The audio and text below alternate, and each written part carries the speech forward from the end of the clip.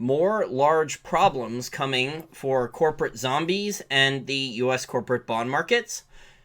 So there was a report out last month by S&P Global Ratings from August 19th warning about a 5.2 trillion in corporate debt coming due through 2024 and the amount of corporate bonds that need to be rolled over. Reporting by the International Financing Review, or IFR, the 5.2 trillion includes bonds, loans, and revolving credit facilities from financial and non-financial companies in the U.S. It represents almost half of the global rated debt expected to mature during the period. S&P said despite market volatility, recent issuance of bonds and loans had been more than enough to meet future maturity demands. So, quote, we expect maturities to be largely manageable, Sudeep Kesh, head of credit market research at S&P Global Ratings, told IFR. The recent Fed rate cut and expectations of another rate cut in September, so they got that rate cut, will support a benign financing environment in the near term. I'm not sure if that's not what I'm hearing from the people inside the credit ratings agencies who listen to this podcast. This comes so public, what's happening, what they're saying publicly and what they're saying privately internally is totally different. This comes as JP Morgan Global Manufacturing PMI has slipped under 50 for much of the summer, and a growth rate cycle slowdown in the U.S. economy forced investors to invert the 2s and 10s yield curve. Okay, so this was from August. I'll skip that part. So IFR reference another recent report from S&P that said median debt to EBITDA for BBB and BB rated public companies is back at levels not seen since 2006. BBB debt remains the most significant imbalance in the corporate debt space. At least 50% or $4 trillion of corporate debt falls under this tranche. So I believe it was 40% earlier this year. So it's up to BBB debt.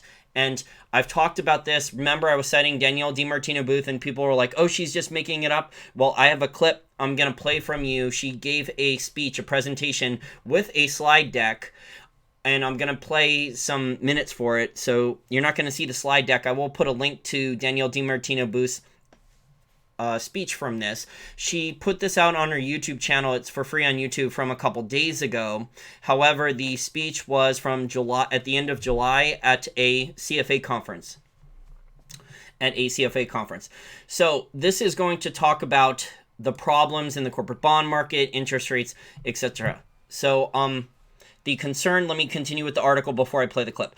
The concerns of a downgrade wave of BBBs has subsided thanks to the Federal Reserve lowering interest rates last month, also due to the amount of pressure. And I've heard from sources who listened to this podcast who got this confirmed that ratings agencies in Hong Kong are also feeling the same pressure. So shout out, you didn't give me permission to mention your name, but shout out to the source who confirmed things from his source at a ratings agency in Hong Kong, same pressure.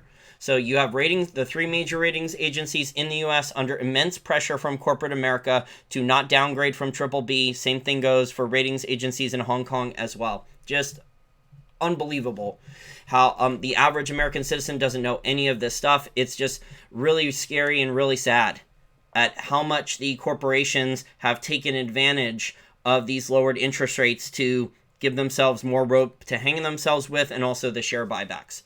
So if you want to read more of the article, I'll put the link in the information section. So it is a growing problem with the corporate bonds and rolling them over, although with lower interest rates, there will be the opportunity for a lot of these corporate zombies to refinance. So they won't die immediately. If they're a corporate zombie and they have a lot of debt outstanding, they can keep rolling over the debt. So technically, if they can't make the interest payments or can barely make the interest payments, if the interest rates go lower, they may be able to keep rolling over the debt and delay their inevitable bankruptcy or insolvency.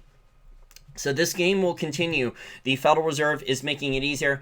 I'll just let Danielle DiMartino Booth explain some of it here. And this is why, guys, and I see the comments here from Jonathan, gold future going up right now. This is why smart money is looking at the nonsense with the central banks, the global economy, the data slowing down, and the corporate bond market and this negative yielding debt.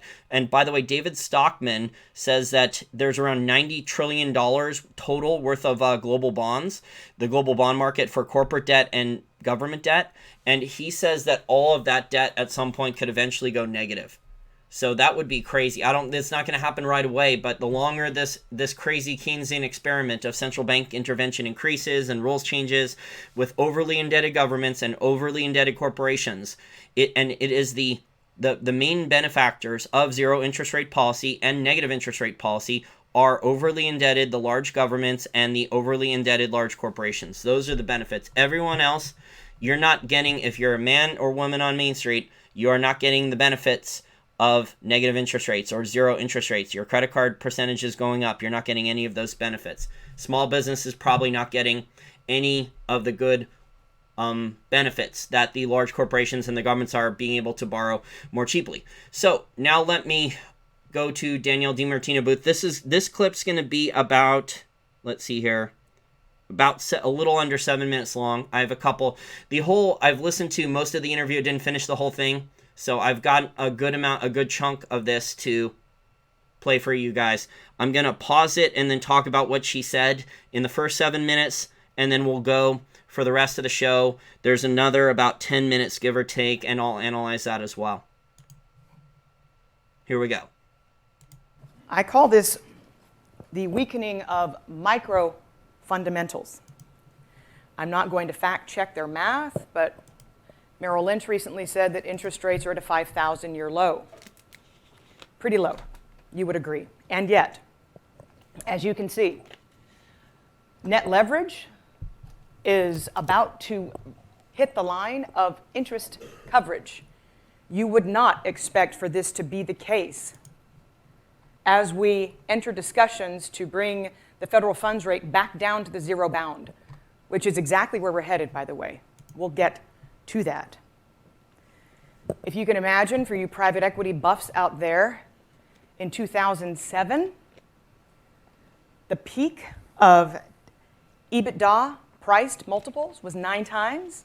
We passed 11 times recently, and we've kept going. We are loading companies up with unthinkable amounts of leverage. And as a Moody's report recently said, a good chunk of the BBB market, which we'll get to, has about 2 quarters of cash flow before they are completely insolvent. Which brings us to the corporate debt market in the United States of America. This is a pie chart you should iron into your memory banks. Because boy, have things changed since the corporate debt market in America has doubled in a post-crisis world. If you add up the $3 trillion in outstanding BBB paper, BBB is one notch above junk. If you add that to the $1.3 trillion in leveraged loans, which now dwarfs the size of the $1.2 trillion actual high-yield market. You tack on what we call private credit. That's a small middle market type of company that has got such bad credit they can't even walk in the door at a bank. But that's okay. There's $2.5 trillion of dry powder out there with no place to call home, sitting in the hands of private equity managers who, at last check, they don't return the money to the LPs. They will put it to work, come hell or high water, promise. You add all of it up, and you get to $6.5 trillion compared to the $2.5 trillion of investment-grade credit. Now, a recent Morgan Stanley report said that of that $3 trillion, give or take, about $1 trillion of it in a real world would be rated junk. I have a friend who recently left a big credit rating agency. She'd been in high yield there for 20 years. And the reason she decided to retire early was because the pressure placed upon her to retain BBB ratings on companies was so extreme that she could no longer retain her integrity and stay employed there. So call it $4.5 trillion of extremely cuspy, junky paper that, by the way, is much bigger than what subprime was back in the day. Occasionally, you'll hear Jay Powell say that the situation in the corporate debt market, the word he chooses to use, could amplify a downturn. So it seems as if he went to the Greenspan School of Understatement. But yes, it could certainly amplify a downturn. The only thing that flatters the United States corporate bond market is that, according to Bloomberg 2 weeks ago, there are 14 European issuers that are junk rated and trading with negative yields. Estonia, Latvia, basically most of Eastern Europe, their sovereigns are also trading at negative yields. Could I see a show of hands? Does this make sense to any of you? Negative yielding junk. Okay, good. This is good. We've all had our coffee. So there's a gentleman by the name of Christopher Cole. I was speaking to him a few days ago. Jot down his name. Jot down the term Artemis Capital, Artemis. If you did not read his seminal October 2017 piece on short volatility, get to it. It's dense, but it is really important, and it explains what happened in January and February of 2018 when, for the first time, the short volatility trade began to unravel. It didn't. It was just a blip. Nothing really happened. We lost one ETF. As far as he's concerned, and he reiterated this last week when I spoke to him, as far as he's concerned, the short volatility trade has yet to be stress tested, but it's enormous. Part of the short volatility trade is share buybacks. This is from that original report that he did, so it's a bit dated. The bottom line is that EPS would be about 40% lower as reported today were it not for the flattering effect of share buybacks. A fresh report just hit the wires that shows as we enter the earnings recession, it looks like this is going to be the second consecutive quarter of negative earnings growth. As we enter the earnings recession, had it not been for share buybacks, the last 4 quarters of reported growth would be flat as a pancake. Think about that. I'm good friends with Howard Silverblatt. Howard has been the S&P 500 index for 42 years. He's been at S&P for a while. It takes a lot to ruffle his feathers. He's seen it all. He's been through many, many cycles. And he is concerned that companies are actively conducting a leveraged buyout of themselves, the disappearance of equities by buying back your shares. We live in extraordinary times. Okay, so a lot to unpack there for what she actually said. A ton of stuff. So she was talking about the EBITDA multiple. Some people would prefer me to pronounce it EBITDA, but that would be saying B twice. It's earnings before interest, taxes, depreciation, and amortization, which, as you guys know, I don't value that at all. It is not really earnings. And yet the multiple on EBITDA has gone vertical. It is insanely high. So she was talking about that. She talked about how there's a lot of entities out there, whether it's private equity or others, that refuse to hand money back because they want to keep their high-paying jobs, and they're going to make really dumb loans and hope it doesn't blow up, that they can get out, get their commissions, and get out. She talked about private equity and the LP, the limited partnerships. So these private equity sharks are taking investor money, their partner money, and then loaning it out to bad loans, more bad loans. And she talked about how bad some of these small businesses, they don't even have access to go to a bank because their credit is that bad, and they're still able to borrow in those types of loans. Just crazy stuff. And then she also talked about, and I was the one who's been saying this for a while, citing her, because she's been talking about this for about a year now, of her contacts at the 3 major ratings agencies, both current and former. Apparently now one of them is now another former one, that they just got fed up with having to lie at the ratings agencies and rubber stamping everything as triple B when they know it's not really triple B. They know it's really junk. And a lot of this started with General Electric. General Electric, there was a big credit freeze, a big stoppage of corporate bond issuances, especially junk bond issuances, after General Electric started having problems in November of 2018. Thank you for the super chat, Vajra. I appreciate it. Thank you very much.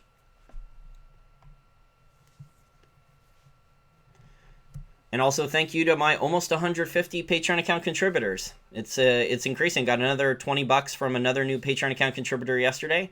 So things are really starting to roll. My birthday's in under 2 weeks, so maybe I'll be over 150 by then. Kicking ass and taking names. Trying to give you guys the best information possible. And think of things this way. The people who are contributing monthly to PayPal for me or monthly on Patreon are making it so the others who cannot afford are learning the best and most accurate information possible for financial information and education. So you should be very grateful to the people who are helping out me with PayPal and Patreon. For the people who are not chipping in, I know times are tough, so just hit the like button. If you like the content, I'm going to keep it rolling. But the corporate bond market is massive now. There's estimates out there that it has tripled that the global bond market has more than tripled in size in the past 15 years and now exceeds over 100 trillion. David Stockman said 90 trillion recently, so there's different estimates of that. But the corporate bond market has exploded in the last 15 years as well. I believe it's more than double here in the United States. And share buybacks are a main tool that the corporate insiders, while they dump their own shares, so they are net sellers of shares. There's all these articles in the months lately that they are net sellers of their own shares while they still do share buybacks with debt. Enormously hypocritical. I think Mark Zuckerberg was one of the largest culprits of this. I think he dumped a massive amount of his own Facebook shares, and then he used the buybacks, Facebook share buybacks, billions of dollars worth, to prevent his own shares that he dumped from crashing, so he would get the most dollars for it. You know, just normal stuff. And these guys don't pay corporate taxes. So, I mean, these guys don't pay normal income taxes on their income because they're so rich from their stock position that their tax bill is lower. So you have billionaires who have founder shares and they're not paying really any level of the taxes. It's the middle class and working class who are getting killed, and small business who are getting killed with the tax bills.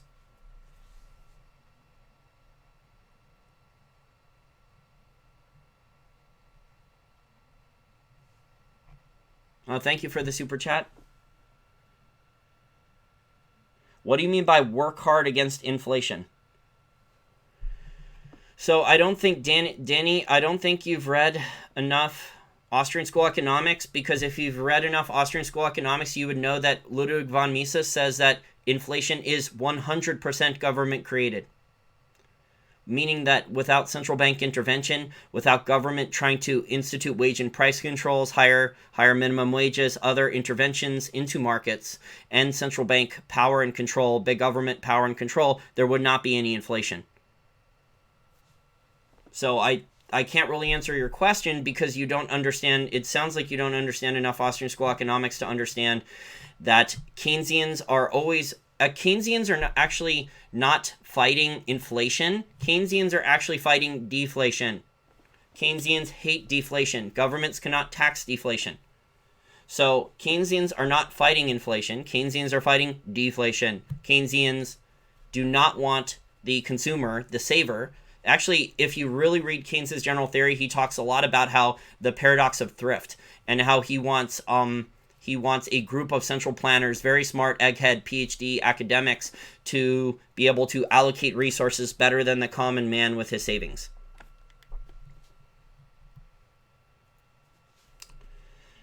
Governments create inflation to encourage work. Well, that's central planning.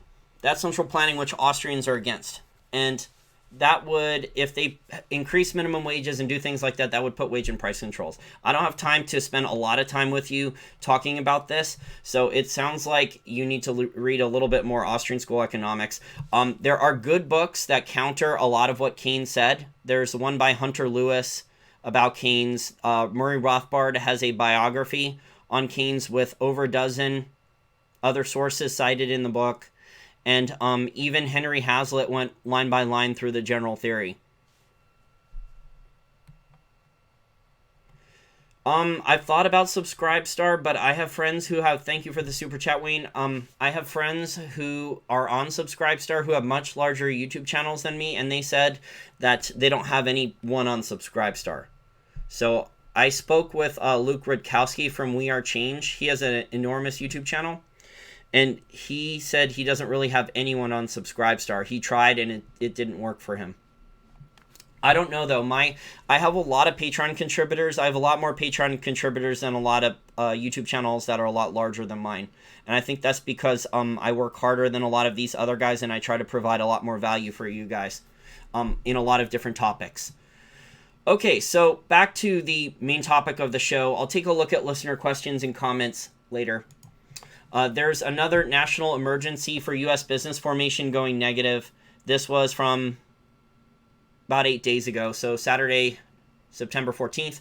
Applications to start new businesses that would eventually hire employees plunged 16% between 2007 and the first half of 2019. So the pace of applications did tick up in 2012, but fell again in 2019 despite President Trump's constant promotion that his tax cuts, deregulatory actions, record high stock market, and a trade war against China would allow American companies to prosper. So new business formation has not increased. It's been large corporations that have benefited from the Trump tax cuts. It's been small businesses that were already making a certain size, making a certain amount of revenues, and then also self-employed people who were making like at least $65,000 to $150,000. Those are the main beneficiaries of the Trump tax cuts. A lot of other people like myself who's working my ass off, and then YouTube initially censored my channel a couple years ago where they took all my ad revenues down to zero. Thankfully, that's not the case anymore. Although I have had to work more than 5 times the amount that I used to with daily content, but it is what it is. And the perception out there is that the Trump's tax cuts are benefiting a lot of people, and the reality is not the truth. But Hillary Clinton the alternative was Hillary Clinton. So I mean, Trump, I guess on a certain things he was better than Hillary Clinton. Not that Hillary Clinton. Oh man, it's really sad. This is how bad the political process is. I don't really like either candidate. You guys know I didn't vote for Trump or Clinton. I voted for Gary Johnson, who's also a moron. I probably should have just either not voted at all or written in a ballot for Scooby-Doo. I'm debating that on the next election, writing in a ballot for Scooby-Doo. Okay, so let me get to the next part here for Daniel DiMartino Booth. This is going to be around 10 minutes, and then we'll analyze that.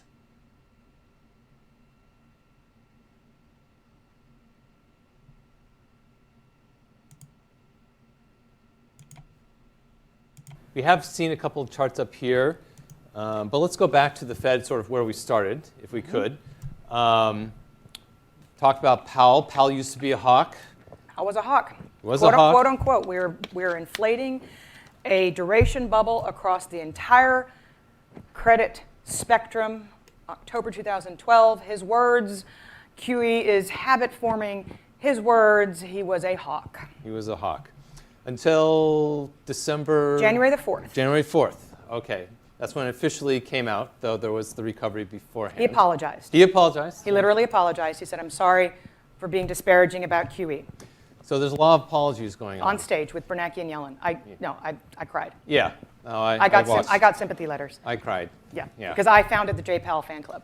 And then I had to disband it. Yeah. So how would you compare him then to Yellen, Bernanke, Greenspan? How has there been an evolution, or have they all started one place and then ended up in the same place, if you will? No. Okay. Bernanke was never a hawk, ever. And Okay. Yellen made Draghi look like a hawk. No. They're dovish in their bones. It's their DNA. Mm-hmm. Jay Powell was not. I ran into Richard Fisher several months after we'd both left the Fed, and this was in the summer of 2015, and he said, I want you to keep your eye on one person and only one person. That's Jay Powell. Okay. He's the only person that's left on the committee who is intent on shrinking that balance sheet. He's the only person who wants to cease reinvestment, which of course didn't happen until Trump won the election, which, call it what you will, but it was no big circuit. There's no such thing as coincidence. And when Bill Dudley came out right after the election and said, that's it, we're going to shrink the balance sheet, it was like, whoa. Whoa. So, okay. But no, he's, you know, when there was the taper tantrum, that's when, and this was an internal raging debate. We're like, don't taper QE, just rip the Band-Aid off and start hiking rates. The economy can handle it. They didn't do that. This is the original taper tantrum, or are you talking the about original one? Okay, When yes. Bernanke said, no, we'll do it slowly. And then Janet Yellen presided over the slowest tightening cycle in the history of the Fed, and Jay Powell walked into that with desperate to get the Fed funds rate to 3%, and he just didn't have the runway. Just wasn't. There wasn't enough couldn't do it? time. There wasn't enough time. So what do you think caused him to change his mind? So on October the 31st last year, Moody's downgraded the debt of General Electric. Yes. 14 days later, junk bond issuance shut down for a record 41 days. Right. Okay. So no issuance of junk bonds for Right. 41 days. The IMF took notice. The BIS took notice. They're like, we've got some ETF redemptions going on here, and the bonds behind them are trading by appointment only. We appear to have a liquidity crisis unfolding. Spreads are gapping out. We've got a real problem on our hands here. Jay Powell, you need to do something about this. So within days of saying QT was on autopilot, which crashed the markets, sent everything going down into the Christmas Eve massacre. Right. On January the 4th, we had the Powell pivot. Powell pivot to close it out, and we've been riding it ever since. He said, I'm sorry, all those nasty things I said about QE were a lie. All right. On TV. On TV. So what do you? I'm still upset. So what do you recommend he do next? I mean, There's not much he can do. Okay, so he's I mean, gonna... September the 18th, and also back, you know, because we haven't cut rates since what, December the 14th of 08. Right. He doesn't have a lot to work with. Okay. You don't have a lot to work with when the next discussion around that table's negative interest rates. Okay. Because you only got 225 basis points to work with. It's just, Right. it's not enough. Do you think the Fed will go negative? Do you think that's really in their cards? So there's the Powell pivot and there's the Powell pirouette. Okay. Pivot versus pirouette. In the Windy City, 6 months to the day, June the 4th, gets up on stage here in Chicago at the prestigious Chicago Fed, which they used to send me to. I was not popular there either. And he stood up at the podium and he said, basically, zero lower bound was replaced with effective lower bound. It's really important when the Fed changes its language. So that means zero is no longer relevant. They use the word slope now. Unconventional's been outlawed at the Fed because QE is now conventional. All of this came out in a speech that he presented here in Chicago. And the order of the papers presented are relevant. There's been a tremendous amount of academic research that's already been done on negative interest rates and their efficacy, but the fact that the first paper presented after Powell left the podium suggested on the bottom of page 2, where my teardrops are sitting there, that had we gone negative 5% in the last crisis, that the economic damage would have been mitigated. 1% was attributable to QE, ergo, had we gone, nominally speaking, to negative 4% on the Fed funds rate, the crisis would not have been so bad. So they put a price tag on it. So not so bad or mitigated? Mitigated. Okay. These are academics. So. All right. Yes. Okay. Not that there's anything wrong. No, nothing wrong. Yeah. So let's talk about the nominees, right? We have a hard money candidate with Dr. Sheldon. So I'm friends with Judy. Judy's friends with Judy. The other one, both of them have strong academic records. Your thoughts on the nominees? So I can't even name the second one, but I can tell you that Bullard was approached. Okay. Because Trump said, this guy's a guy, he's my kind of a guy. He's really dovish. And if you look at the Hawks, Bullard typically sits at the most dovish. But he offered the job to Bullard. Bullard said no. Okay. I like my job as president. And so Trump said, well, who advises him?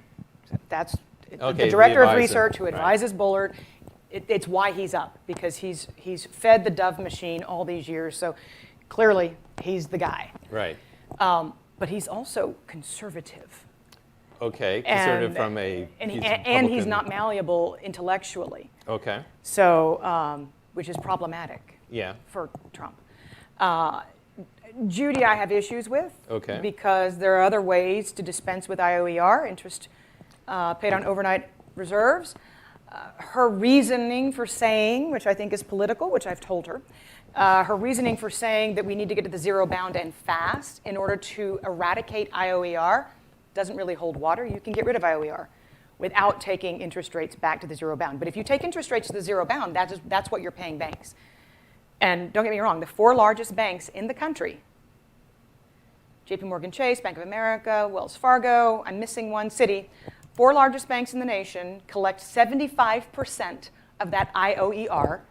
20% of Mr. Diamond's profits are IOER. So the banks will not take kindly as interest rates start to come down. And to clarify, how do these banks earn the IOER? It's on the excess reserves? On the excess reserves. Okay, which is part of that are not being lent out, by the way. Right. So these nominees, we'll see how they fend. There's a lot between then and now. Right. Okay. That also raises the question: who controls? But she's been. Most important thing about Judy Shelton, she's already been confirmed by the Senate. She left London yesterday, but she's already been confirmed by the Senate for her current position. So you're going to be hard-pressed to have confirmed her for one and turn around and say, I'm not confirming her for the other. That's the most important detail about her, is that her current position was confirmed by the same Senate. Okay. So obviously the question is, okay, so who controls the Fed, right? So there's a lot of candidates. Interest rates, the way that... It is, again, and I think the Bullard dissent was orchestrated. Okay. I think that 2 meetings ago, that was a good way to communicate. I think that Powell wanted to stand his ground, and he would have lowered interest rates in June if not for Trump. Okay. But the Bullard dissent broadcasted to the street that there was dissent in Jay Powell's perfect committee, which up until that point, there had never been any dissent. Okay. So that was kind of the message. Right. So then Jay Powell had to bring his committee back together, one big kumbaya happy family. To do that, they're going to do the 25 basis point cut. Right. But I think that he is in control of his committee, and I do not think he is political. Okay, so it's not Trump. How much weight does he put in the markets? You know, obviously all of it. All of it's in the markets. It's okay, not, so Fed funds he could care implied less. He does not care about the stock market. Okay, He so cares less about the stock market. Okay. He cannot let credit volatility escape the bottle. Okay, so it's really on the credit markets. It's all about the credit market because he can't. There's nothing he can control there. We've already seen what 2 funds overseas kind of blow up. Right. Because right now liquidity, euro dollar liquidity, dollar scarceness, all of this ties into making sure that you contain credit market volatility. And by the way, what started to happen here in the United States had nothing to do with stocks coming down. Okay. Because of the GE downgrade, you had all these CFOs all of a sudden scrutinized, and they had to pay attention to their balance sheets. Right. So that means no more share buybacks. Okay. No share buybacks, no stock market. So that was the other thing that accelerated the decline after the GE credit downgrade, was that CFOs had to pull back from buybacks, which there's nothing to support the market if you don't have the buybacks. Right, and we're still receiving from overseas, into the U.S., repatriation, trillion plus. That's why last year was whatever it was, 900 plus. It was 900 plus last year. Billion in buybacks, and we're on pace right now to have a record year of buybacks. This year, right. Mm-hmm. So we need to feed that machine somehow. The machine must be fed. Okay. Okay, so we're back. So a lot to unpack there.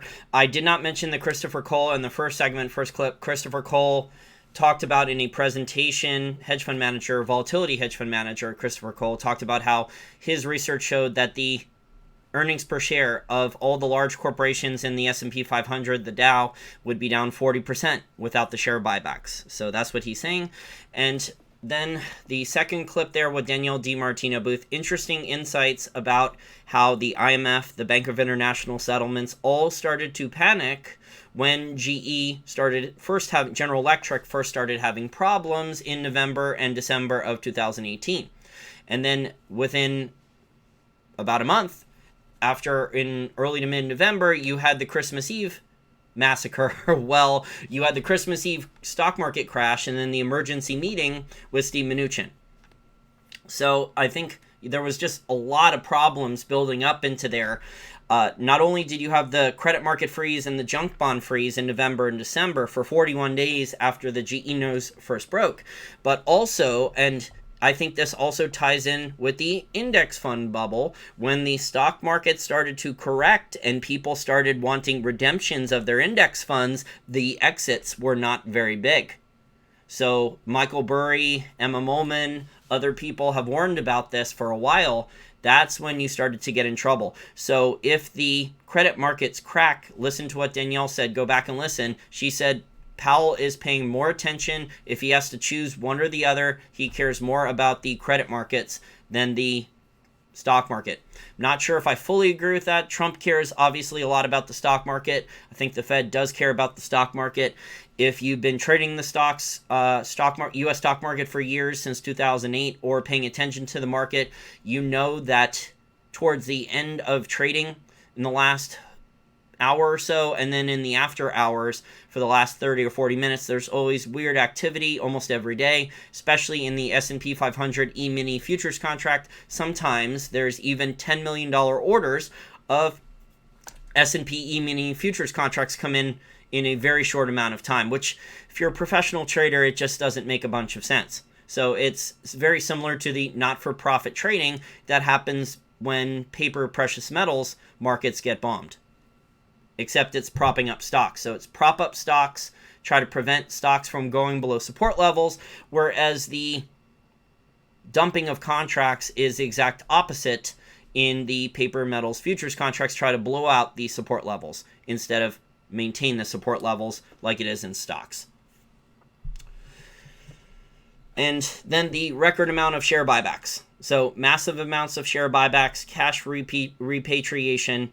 At some point, these share buybacks, the companies, when you're using debt to EBITDA, these companies can get away with a lot more than they could if they were held to a lot more strict debt covenant metrics, like debt to equity, debt to cash flow, debt to free cash flow ratios. So these companies, and I was talking about Campbell Soup. Campbell Soup's one of the most egregious ones I've ever seen. I think they have 3.5 times the debt as they do to their equity. The last time I looked at it, that's pretty crazy. But I'm sure there's others out there. So Campbell Soup has had to sell, they've had to sell profitable assets to raise cash. They've had to restructure debt. They've had to do a bunch of those different things to just survive. And yet the stock price took off, and I think they were trading a couple weeks ago when I did another show talking about negative yielding debt and problems in corporate bonds as well. Campbell Soup, I think, was trading at that time around 64 times earnings. And with no revenue growth. So normally with a company 60, and so they do have a dividend though. So I suspect that people are chasing that 3% dividend yield, which probably is not too safe considering their balance sheet and their debt to equity ratio, their real debt to equity ratio. But normally, at least in the past, when markets were functioning a lot better, 64 times earnings for a stock with no revenue growth, no growth really at all, either flat revenue or declining revenue, is normally not what I would pay for again, not financial advice, just my opinion. I would not pay that for a stock, no matter how much income I needed.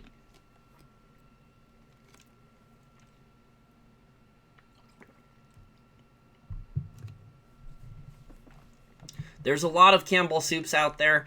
I don't know if there's companies that are doing the levels of potential fraud that General Electric has done. Go back and listen to also Francine McKenna. You can go to her website on MarketWatch or read the auditors. And she's been covering General Electric for years, how General Electric has been paying SEC fines for accounting improprieties, accounting fraud, lower or mid levels of accounting fraud, where people aren't going to prison, but they've been paying pretty large fines for. GE has been paying consistently high fines for accounting fraud for years now. So this news that Harry Markopoulos released a report on General Electric, it did not surprise me, because I interviewed Francine McKenna last year about General Electric, and she was talking about there were tons of red flags there, not necessarily the insurance fraud, but with their accounting, that there was a lot of problems. Meanwhile, the mainstream financial media lets all of General Electric's lobbyists, all their board of directors, all their management team go up there and just defend the company relentlessly, and they just attack people like Harry Markopolos, who I think is an American hero. I have not looked in real detail at the potential General Electric fraud, but there's been a lot of red flags in General Electric for years now, from speaking with Francine McKenna and reading her articles about General Electric and the accounting red flags and the fines that they've been paying for a while. So, corporate bonds, crazy stuff. We're at, let me look up a chart here. I have corporate bonds as of the end of 2018. I think there was a little over 9 trillion, 9.2 trillion in corporate bonds, and I think we're over that now. I think we're around 11 trillion. So the level of corporate bonds is very, very high. There is now, according to that article that I read you guys from last month, there is now 50% of triple B. So 50% of the corporate bond market, guys, is now triple B. That's friggin' nuts. And based on what I've heard from people, from Danielle DiMartino Booth, you heard her with the clip, her sources who are current and former ratings agency employees here in the United States, the pressure to not downgrade below triple B. Guys, if you see on the news wires a large corporation, like a large one that's similar, maybe it's a consumer staple company, and they get a credit downgrade from triple B below, that stock price could be in tremendous trouble in a very short amount of time. Because then it just, once there's a big credit downgrade like that, it's the same as with governments. When the U.S., and this is why the U.S. government was so angry. I didn't mention how, like, that article is talking about enormous problems by 2024. Well, that 2024, there's irony there, that 2024 is the same estimate that the U.S., one of the U.S. agencies has for when the U.S. Treasury is going to have to issue treasuries to pay just interest on the national debt. So I don't think we're going to make it to 2024 before a crisis, but there's warnings now in corporate bonds and warnings now in U.S. Treasuries about 2024. I don't think we're going to make it there. Someone's asking about Ford Motor Company. This is just my opinion, not financial advice. So Ford is a very cyclical business of car sales, and cars are the car business, and this is what Tesla Motors is going to have to deal with. The car business is a very shitty business. Okay? There are some car companies with high margins, but normally it is extremely cyclical. And in a recession, car companies can go from making $3 earnings per share or $4 earnings per share, they can go almost to zero. Okay? And these car companies are using very leveraged balance sheets. It's an extremely cyclical business with not that good net profit margins and very high capex. And remember all my lectures that I've done about capex problems for mining companies, oil companies. Well, if you own a factory, so if you're like Ford or General Motors or eventually Tesla Motors, they will have to retool their factories. And that gets into billions of dollars in capex.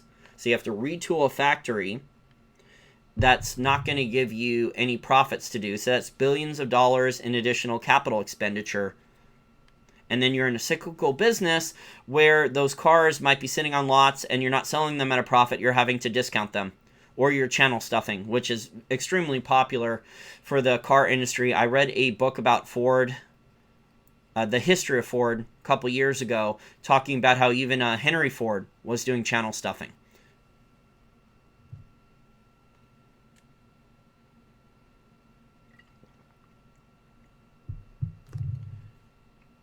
When have I said that government's going to be a solution? People need to take care of themselves. Be more responsible. If you consider a solution for government that they're going to change all the rules and stagflate and tax and lie, print money, potentially negative interest rate policy here in the U.S., at least zero interest rate policy, maybe negative. I never said that government's a solution for anything. I'm a limited government person, and then once we reduce the size of... I'm realistic, this is not going to happen anytime soon, but once we reduce the size of government, then maybe we could talk about people being responsible enough to take care of themselves and not need any government. But that's a pipe dream for now. It's not There's no timetable for that. The anarcho-capitalists, I'm friends with a lot of these guys, and I'm sympathetic to a lot of their arguments, but the government has to be reduced in size first before you can talk about eliminating government.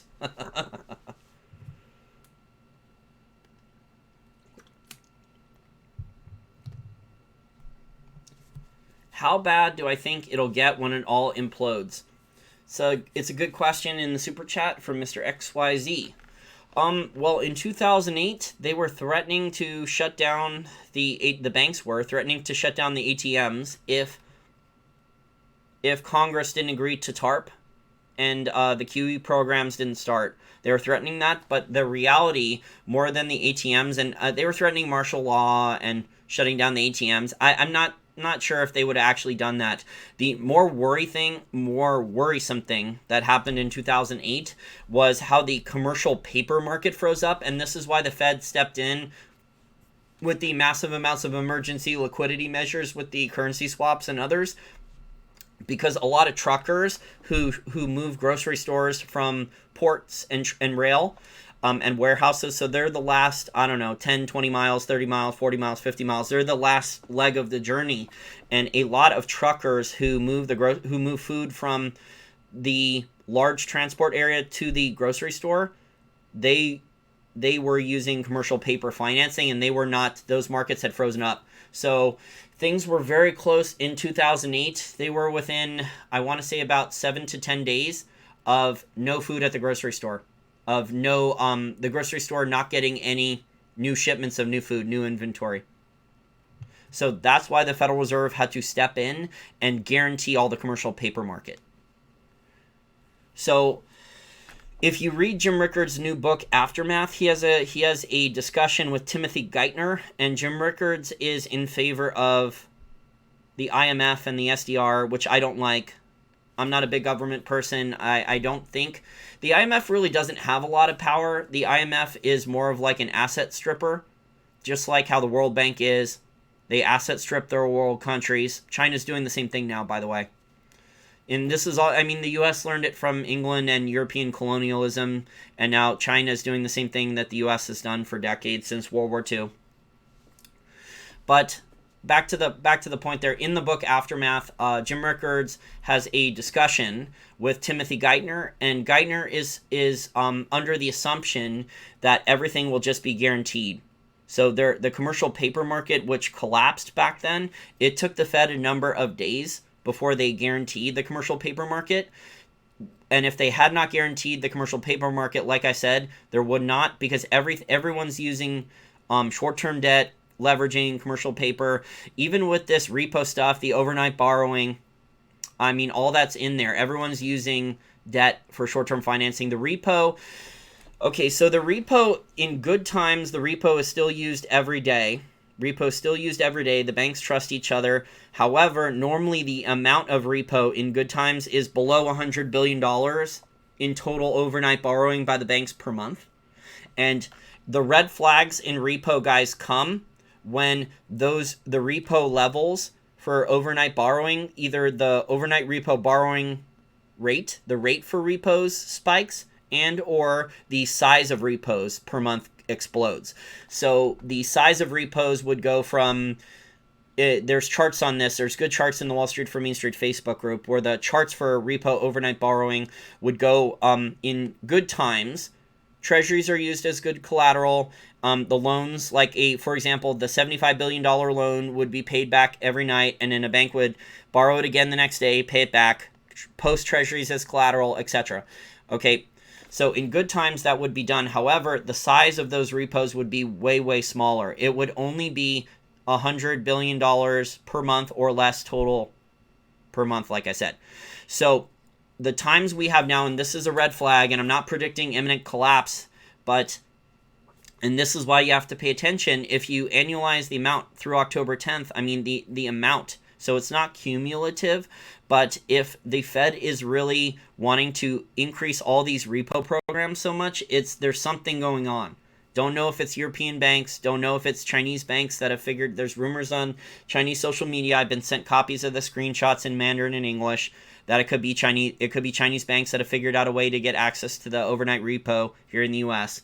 I'm not really sure how they would be able to do that, considering I was under the impression that you have to have an American subsidiary bank to get access to the Fed's discount window to do that type of borrowing. So that would make Deutsche Bank and HSBC Bank and other European banks, well, HSBC has its roots both in Europe and Asia. It's kind of a unique hybrid. But there's a lot of HSBC Bank locations here in the United States, so they would have an American subsidiary where they could do repo. But the bottom line is there's too much debt, too much leverage, and the people in power, as evidenced by the stuff inside Aftermath. And I recommend, a lot of people here don't like Jim Rickards, but there's some good insights in the book. He's not always right on everything. I don't trust any expert completely, but you can learn different things from different people. And I think there's a lot of good insights there, with especially with his conversation about Geithner and some of the other things, his insights in China and other stuff. So Geithner, who is he's an elitist. He's a globalist at the top. I think wasn't he president of the New York Fed before he was a second in command at the U.S. Treasury? So he is under the impression that they will be able to either reduce the pain in the next crisis or delay the next crisis by governments and central banks just guaranteeing everything. So if, for example, then if everyone talks about Deutsche Bank's derivatives portfolio, right? Well, then guaranteeing everything would be the European Central Bank and or the Federal Reserve with maybe currency swap lines, or the Fed issues a press release that they're guaranteeing Deutsche Bank's, or a large portion or all of Deutsche Bank's derivatives, even if Deutsche Bank shares were to go to zero.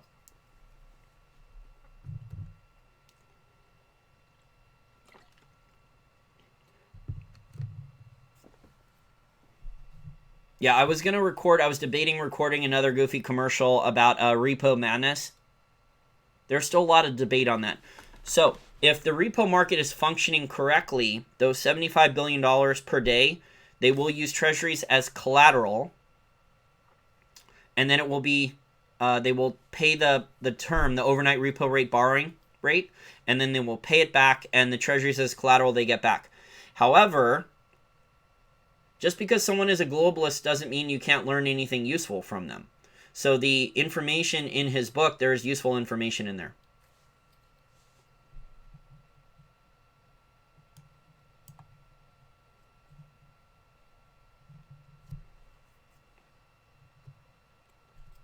Okay, well, let me take a look at listener questions and comments for another couple minutes, and then we'll shut things down. We're almost in an hour. I didn't plan on doing it this long.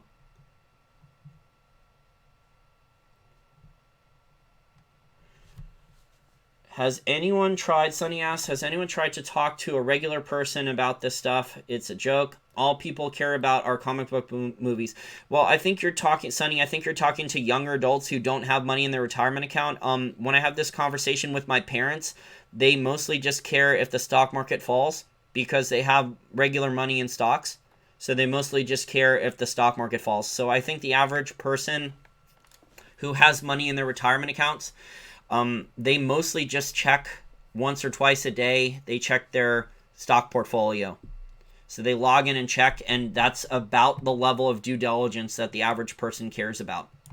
And they don't care if the government had to change the rules. They don't care if the central bank devalued the dollar by 20 or 30% to move their stock portfolio higher. A lot of them will probably blame it on capitalism too if their bills are going up.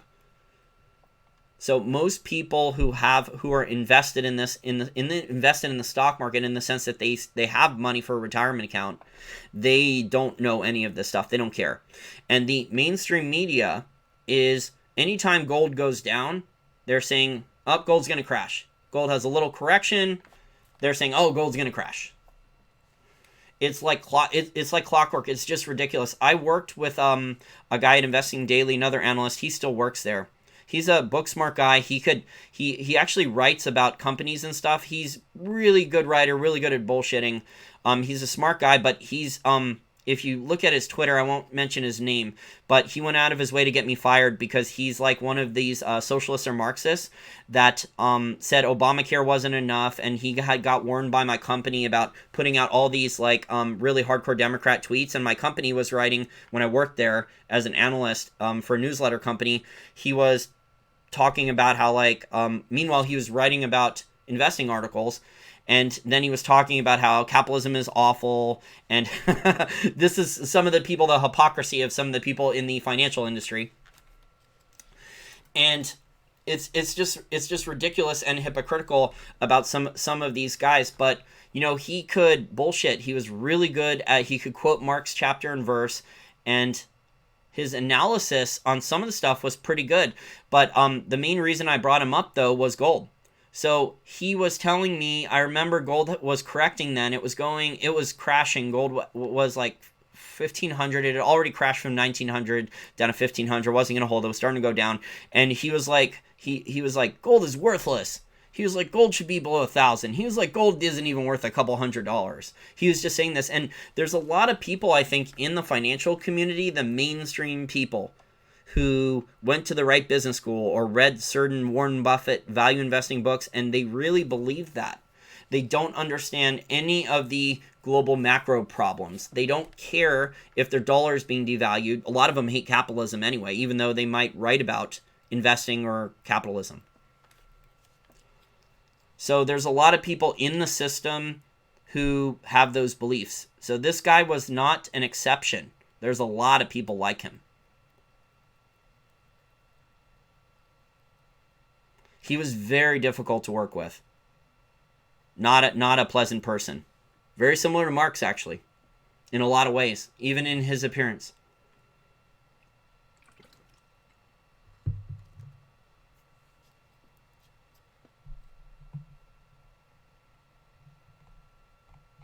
The average American person, like I said, though, if they have a retirement account, like a bond fund, stock fund, as long as their stock, the stock market's not crashing, they don't really care that much. Even though the currency is being devalued, so they're getting killed with stagflate and tax and lie, their currency is being devalued, they're having shrinkflation, their food portions are going down, it's getting tougher to make ends meet, and then they're getting either new taxes layered on at the local, state, and federal level, or taxes are being increased. Oh, I know we don't have real capitalism, Malakel, but capitalism gets blamed. Capitalism's a punching bag. They just blame capitalism. This is all intentional so governments can just get more power. A lot of these people running these governments in the Davos crowd, a lot of them like China. They like what China's doing. They like how China has a lot of control over their own citizens. They like how China has 600 million cameras inside the country for spying.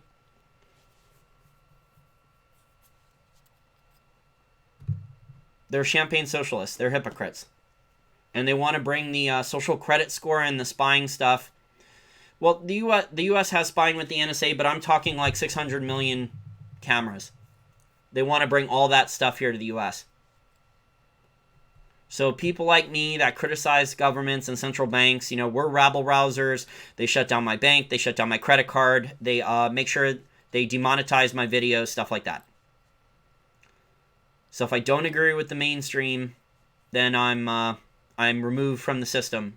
They could shut down my bank account or credit card or anything like that, so I can't even buy groceries. That's where things are headed in the U.S., in my opinion. I don't know the time frame on that, but it's the big technology companies are already talking about stuff like that. Like they demonetize people, and my channel was growing at 2,000 new subscribers per month for months now, the last like 4 or 5 months, and in the last 2 weeks, the new subscriber growth went to 0. Okay, you guys know I'm busting my butt, and they took the subscriber growth from 2,000 new subscribers per month. I was busting my ass doing 1 or more videos per day, either live streams or short videos, and now the subscriber growth is back down to 0. But at least they didn't take away all my ad revenues yet. So that's why I'm trying to push my Patreon or my PayPal. Okay, guys. Well, I'm really tired. It's tough talking for over an hour. and answering people's questions. I want to thank everyone for their time. Definitely, I will put a link to the Danielle DiMartino Booth speech at the end of this video. So if you want to go listen to the whole thing, there is a lot of interesting insights in there. So talking about how pension funds are all trying to do loans. Pension funds and others have done really risky loans. It's extremely disturbing, all the stuff in there. But if you know the truth, you can be better prepared, right? So, yes, I do prep. I don't probably prep as extensively as a lot of you guys, but yes, a little bit. I'm not off the grid or anything like that. I know some of my listeners are off the grid, so I'm not doing that. But yes, I'm in a major metro area and I do some prepping. Okay, guys, thank you for your time.